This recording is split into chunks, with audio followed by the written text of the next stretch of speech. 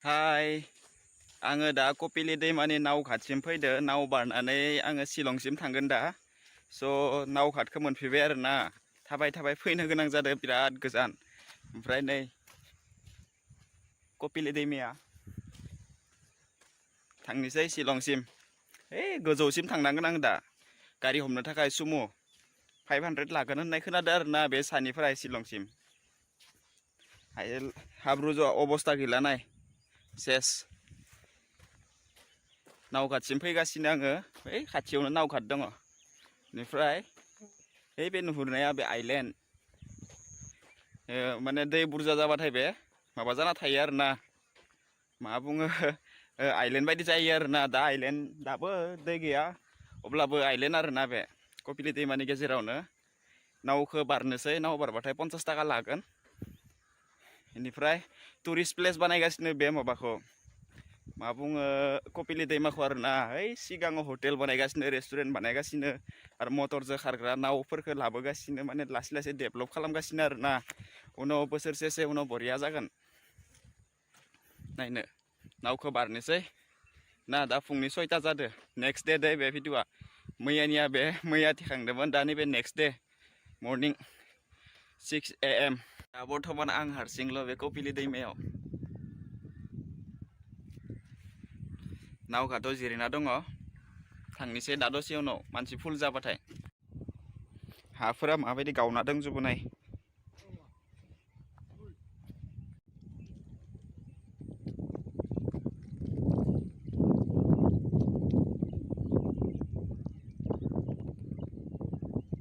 रावबो गैयालै पेसेन्जार आं हारसिंल' फुंना रावबो जेरावबो थांनो गोनां गैया खोमा नुहुरनाय आइलेन्ड नैबे आइलेन्ड दै गैला दै रानथ'वाखै दा नाय नै कपिली मज्जा आसामावबो जे एसेबां समायना समायना जायगा दङ बा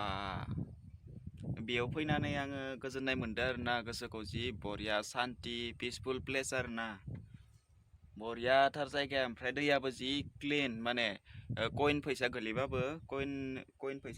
नुखागोन आरो ना सिङाव गाहायाव गोलैबाबो नुखागोन ओरैबायदि साफा ओरैबायदि बरिया ओमफ्राय दैयाबो थान्दाथार बिराद गुसु बरियाथार दा पेसेन्जार नेगासिनो फैयाखैनो दसे नेबावनांगोन नङाबा आङो माने एसे बारा फैसा होनानै लाना थांसै आरो ना टाइमाव सहैथारनांगौ ना माबायाव शिलंआव फिसा मोनसे वाटारफल मोनदो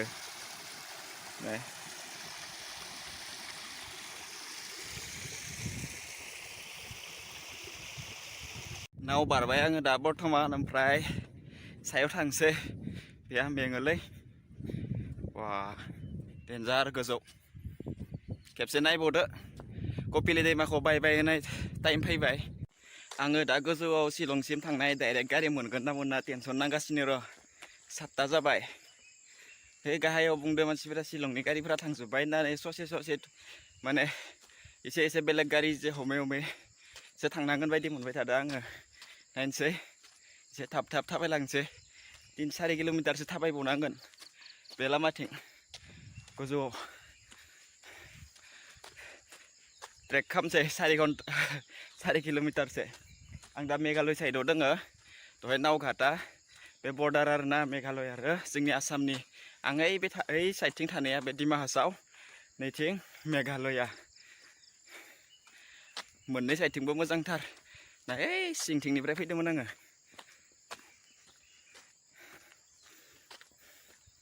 बिराद बरिया नांदोलै फैनानै थाबायनाबो मोजां नांदो मेन रडसिम थांसै हाजो दंफां लाइफां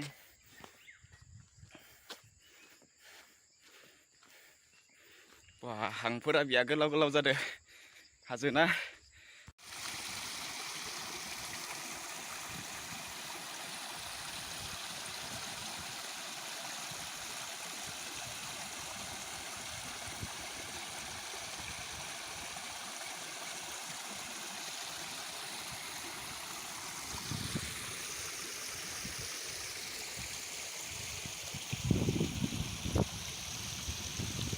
गोजौ थांगासिनो मेन रडथिं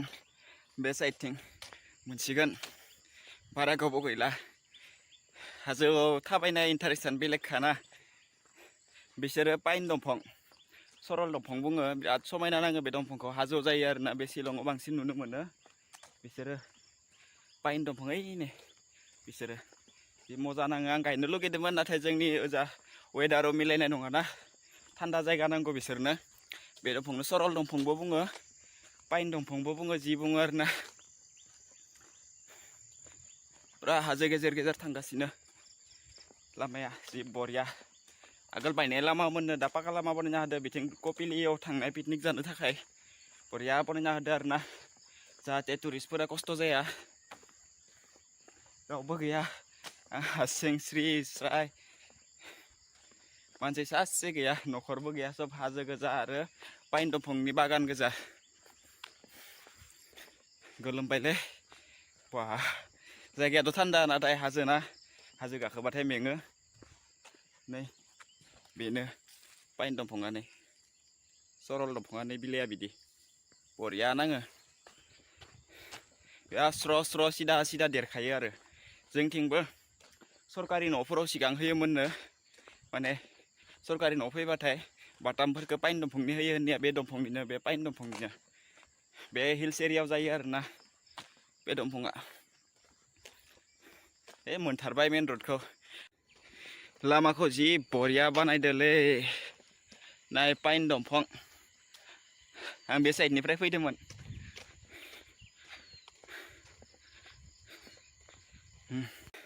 आं दा मेघालय साइडआव दङ मेन रडआव दङ शिलंनि गारि नेगासिनो सुमुफोरखौ गारि फैयाखै नालाय एसे थाबायग्लांना होदो आरोना डाइरेक्ट शिलंनि गारि मोनबाथाय मोजां जासिगौ आरोना आंनिया दा नेक्स्ट डेस्टिनेसना जाबाय शिलंखौ एक्सप्लर खालामहैनोसै पुलिस बाजारफोरखौ दा थांगासिनो आरोना सरल दंफां बागान गेजेर गेजेर बिराद समायनाथार जायगाफोरा एखेबारे गोसो बुंजासे नायखाबाय आं हारसिं गाहायाव टेक्सि स्टेन्ड दंमोन बिसोर नाथाय शिलंसिम थाङा आं एसे मेन रडसिम फैबाय आरोना थाबायनानै